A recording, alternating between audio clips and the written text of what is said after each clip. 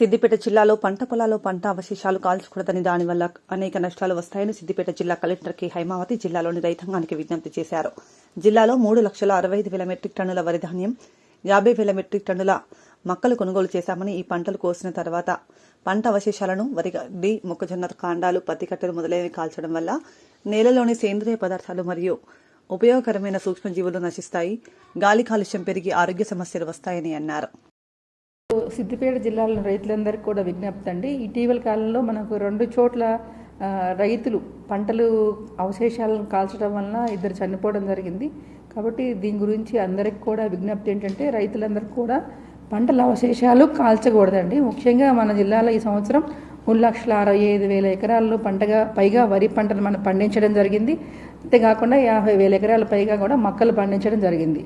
So పండించిన తర్వాత మనము క్రాప్ కటింగ్ తర్వాత వచ్చే అవశేషాలు అందరినీ కూడా పొలాల్లో కనుక ఉంచకుండా వీళ్ళు కాల్చడం వల్ల ప్రమాదాలకు గురవుతున్నారు.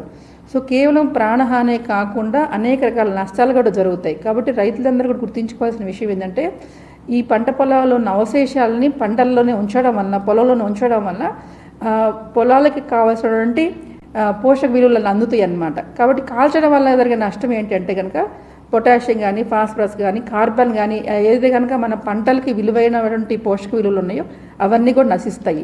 కాబట్టి తప్పకుండా ఇవి పొలంలోనే దున్నుకొని పొలంలోనే ఉంటే కనుక పొలం అనేది ఫర్టైల్ అవుతుంది అనమాట. కాబట్టి ఇది పంటలకు ఉపయోగపడుతుంది. అంతేకాకుండా ఇవంతా మనం చేసే పనులన్నీ కూడా క్లీన్గా ఉంటుందని వీళ్ళు క్లీన్ చేస్తున్నారు పంటలు, కానీ కాదండి, ఇది చాలా ప్రమాదం అన్నమాట.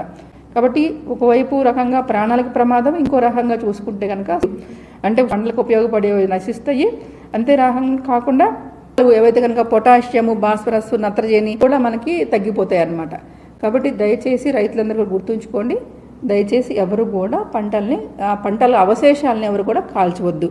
ఇంకొకటి ఇంతే కాకుండా ఈ పంటలను మనం కాల్చినప్పుడు హానికరమైన వాయువులు కూడా వెలువడతాయి.